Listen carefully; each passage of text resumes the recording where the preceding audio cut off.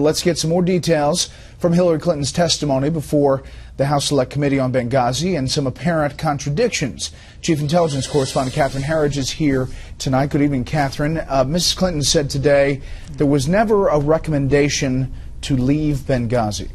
Well, that's right, Bret. Mrs. Clinton testified today there was a certain level of comfort with the high threat level and the operation was not in jeopardy.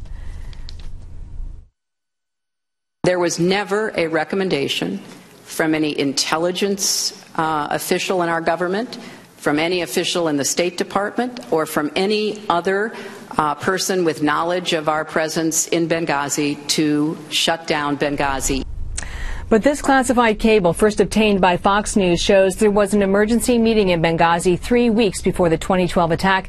And at that meeting, State Department and CIA personnel discussed suspending operations for the consulate and moving State Department personnel in with the CIA where security was high. Quote, CIA suggested that mission personnel could co-locate to the annex if the security environment degraded suddenly. In the longer term, we believe former co-location with the CIA will greatly improve our security situation. The State Department has always been reluctant to confirm the emergency meeting took place, and the classified cable was one of the last documents provided to the Senate Intelligence Committee investigation, Bret. So were there plans to make the consulate or the facility permanent in Benghazi? Well, today Mrs. Clinton gave the impression that the U.S. operation in eastern Libya was only temporary. There was not an active plan for a consulate in Benghazi at any point during this period. That is not what the compound in Benghazi was. It was a temporary facility placed there to help us make a determination as to what we would need going forward in Benghazi.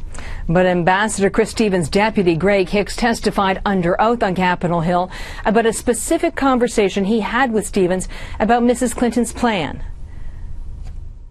I did tell the Accountability Review Board that Secretary Clinton wanted the post made permanent. Ambassador Pickering was surprised.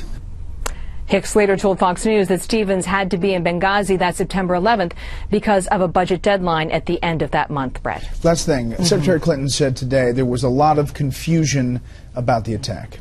Well, the mortar strike on the CIA annex is really the smoking gun evidence that it was premeditated terrorism.